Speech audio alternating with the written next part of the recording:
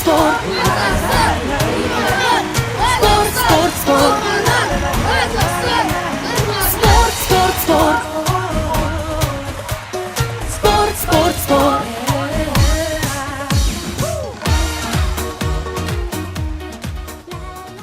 Құрметті көрермендер, құрметті әлеуметтік желі қолданушылары, біздің тұрақты көрермендеріміз және біздің мектебіміздің ата-аналары мен оқушылар.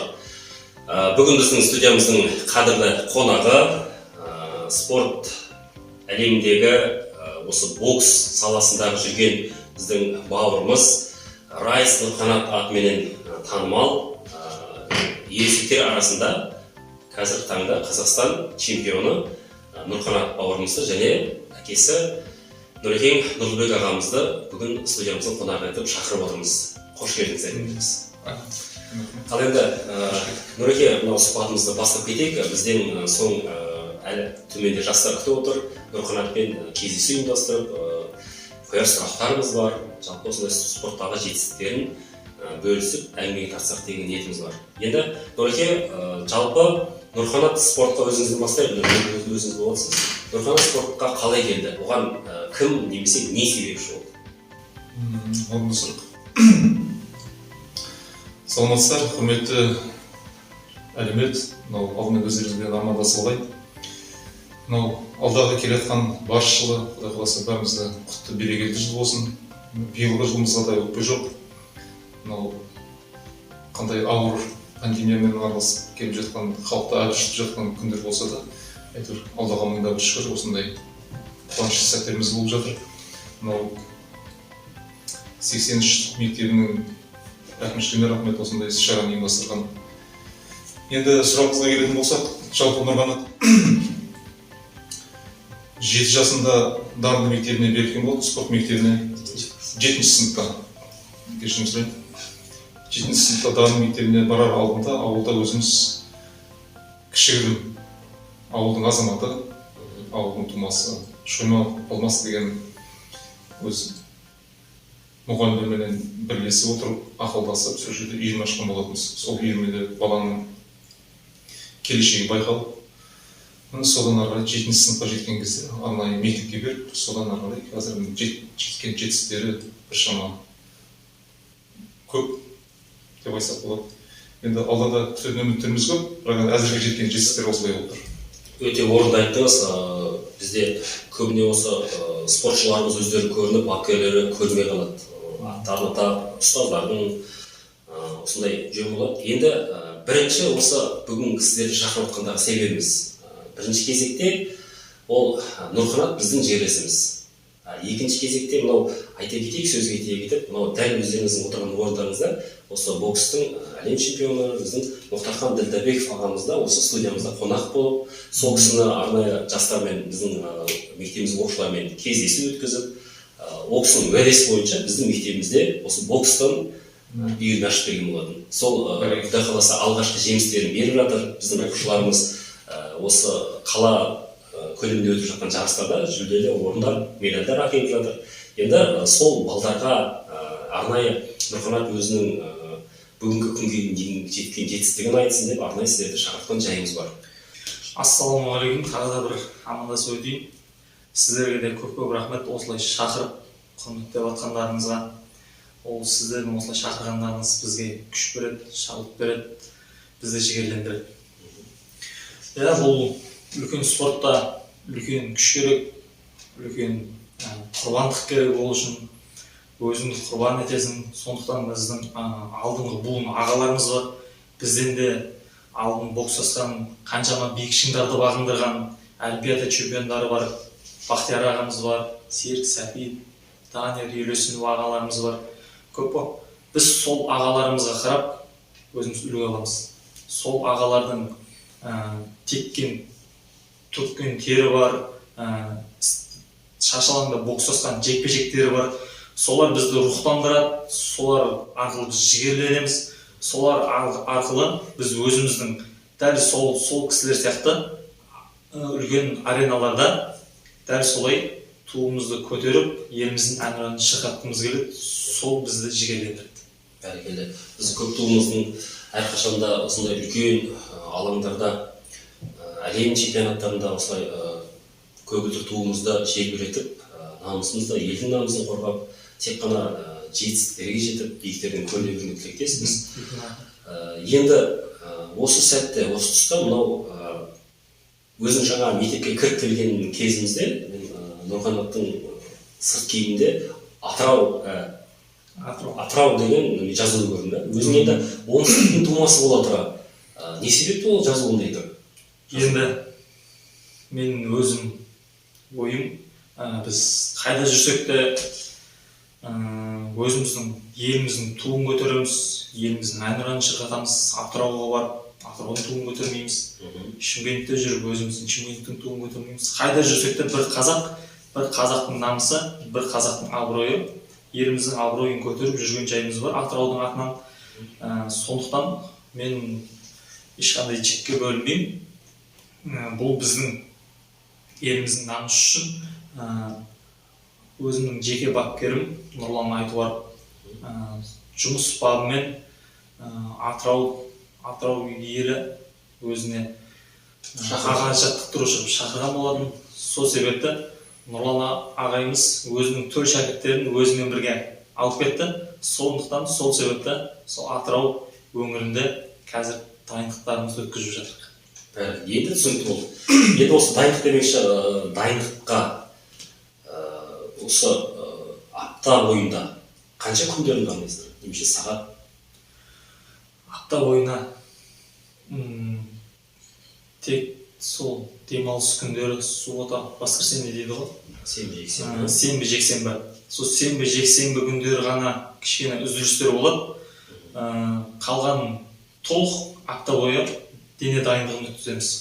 Күніне азанда, кешке 2 мезгіл дене дайындығы болады. Кәдімгі мемлекеттік жұмыс сияқты екен. Иә, мемлекеттік жұмыс сияқты.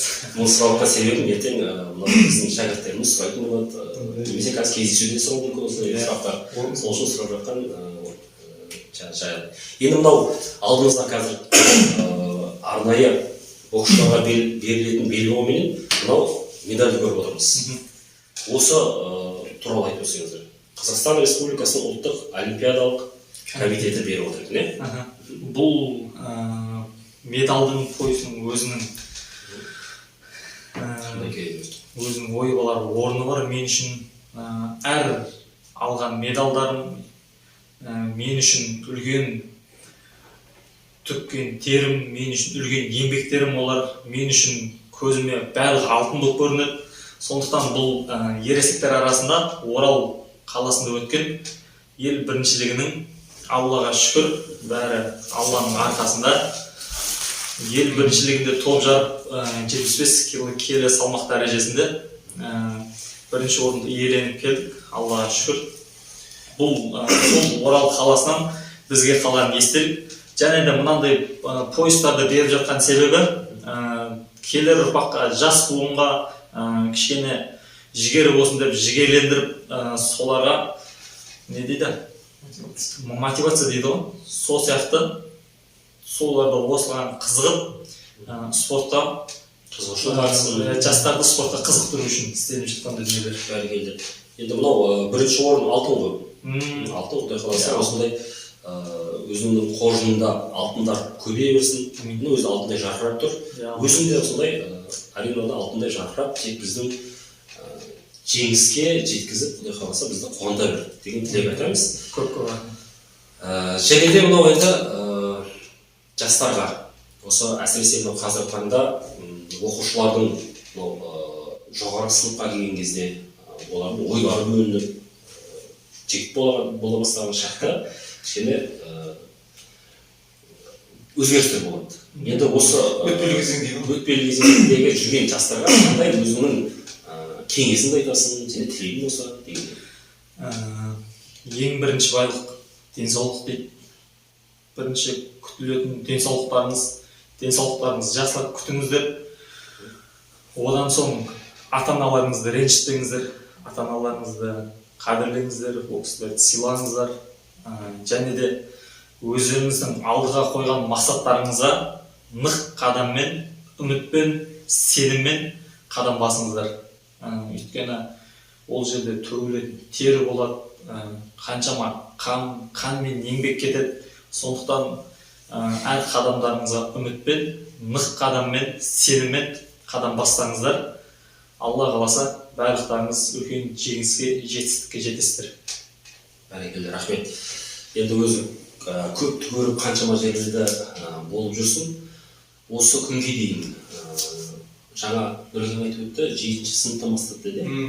Қанша жыл болып қалды айналысып жүргеніне Өксбек? 7-ші сыныптан бастайтын болсақ, 10-ші сыныпқа дейін 9-10 жыл. 9-10 жылдай. Енді Нұрге осы Нұрқанаттың жаңағы барған жарыстарында өзіңіз басқасында боласыз ба, немесе бапкеріне сеніп батасын беріп жібересіз бе? Өте орынды сұрақ. Жалпы негізі бұл баланың бірде-бір ойына былай барып, арнайы соны іздеп сөйлеуге мен айқайлап жаңағыдай не болып тұрайын деген бір не жанкүйер болып ішінде ондай болмаған екен менде. Жалпы сіздің балаңыз атасының баласы ма? Енді қашанда ол бәріміз де атасының әкіміз ғой. Аталған кезде де Райс Нұрқанат деп әдемі естіді. Оны атасы да маған мақтанып айтып, сенің менің атын шығарып жатыр деп. Енді сол жерде былай ғой, мынау қалай десек болады, әртүрлі жағдайлар болады ғой. Жеңетін кез болады, жеңбейтін кез болады. Мысалы, ешкім өзінің баласын жаңағы жұдырықтың астына жатқанын қарап тұра алмайды, қаламайды да оны. Енді барғаннан кейін біз мүмкін баланы шығып жатқан жеріне мен шыға алмай қалуым мүмкін. Сол сияқты барынша үйден бағамызды беріп, шын тілекпен, ақ жүрекпен, шындап келген кезде, төрт бұрышты аренаның ішінде уақыты келген кезде баламның жанында ешкім болмайды. Оның жатып тұрушысы да болмайды, оның астында мен де болмайды. Тек бір Алла болады, тек өзі болады, қарсыласы. Аллаға сыйын, жаңағы Алтын Сарин ағамыз айтқан ғой, бір Аллаға сыйын, кел балалар оқып деп, сол сияқты бір Аллаға сыйын, тәуекел болып, іске кірсек, басқа амал жоқ. Сол сияқты тәуекел Аллаға тапсырамыз. Сол Тәуекел Аллаға, өзіне сен. Сонымен өзің теккен төрі, төккен тері, жасаған еңбегі, соның алған нәтижені көріп жатыр сол жерде. Енді жеңіс деген әрден бола бермейді, ол әрден жеңісті бола берсе, ол жеңістің де мәні болмай болады. Ол жеңіспенен жеңіс толығы olur. Сол сияқты. Енді ауыр күндер болып жатады, қызықты көрінеді. Амангелді ағамыз айтқандай, жеңіс күндеріміз көп болсын. Енді аға, кішкене сөзіңіз бөлейін. Бірінші жекпе-жек есіңізде ме балаңыздың барған? Қай жерде өтті? Баламның бірінші жекпе-жек негізі спорт школаға барғанда мен көп өзім жұмыстан қол үзіп бара алмайтын. Ал бірақ негізі өзіміздің мектепте ұйымдастырған кезде сол жерде жаттығу кезінде өтіп жататын, бірақ сол осы сыртынан көріп отыратын. Іштей тілектес болды. Іштей тілектес ол баламның ынтасын, жалпы мынау ебін, қанша жерден ынта болмады, еп болмаса да болмайды, сол сияқты ебін байқап. Енді қалай десек болады, адам менен атты қазақ жақсы таныған өзі, қанымызда бар. Сол сияқты әйтеуір мықты ат дейді, болмаса жаңағыдай сыншы болмасақ та әйтеуір ұстаздық саласында жүргеннен кейін бір сырт көз сөйтіп қарап, қазір өзім осы жетістіктерден кейін баламның осындай қазір жүрген өзінің еңбегінің арқасында алып жатқан мәртебелерін көрген кезде мен өзім кейде ойлап қоямын, ішке қателеспеген шығармын деп. Жақсы. Қателестірмей-ақ қойсын. Өміріміз ал енді Нұрхан да айтып өтті, аптаның 5 күнінде дайындықпен айналысамыз. Мысалы, қалған 2 күнде немен шұғылданамыз? Қалған 2 күнде өзіміздің ауылда, үйде болсақ, үйдің шаруасымен және де өзіміздің ұлттық спортымыз бар, көкпар деген. Бәрекелді. Сол атқа мінеміз, атпен серуендеп, жаңағыдай өзіміздің ұлттық ойындарға қызығып, сондайға кішкене қызығушылығым бар. Деревені қоздырады. Айналып келіп бәріміз спортқа келеміз. Жылқы мінезді қазақпыз ғой. Өте қуаныштымыз. Нұрқанаттың қазірге жеткен жетістігіне жерлесі болып, бәріміз қонамыз. Алдағы уақытта енді тек республика көлемінде емес, әлем ареналарында Құдай қаласа Құдай қаласа. биіктерден көрінеді деп сенім артамыз. Алла. Енді қонақтарымызға тағы да айта кетейік, бүгін біздің студиямыздың қонағы болған Қазақстан Республикасының ересектер арасындағы әуесқой бокста чемпионы Райыс Нұрқанат Нұрбекұлы деп әкесінің атына қосып қояйық. Нұреке, сізге үлкен рахмет, осындай бала тәрбиелеп отқаныңызға, осындай алтын уақыттарыңызды бөліп келіп отқандарыңызға үлкен рахмет. Енді бізді балдар күтіп қалды. Әлмен қарай осы балдармен кездесуге аттанайық. Рахмет. Жақсы, рахмет сіздерге.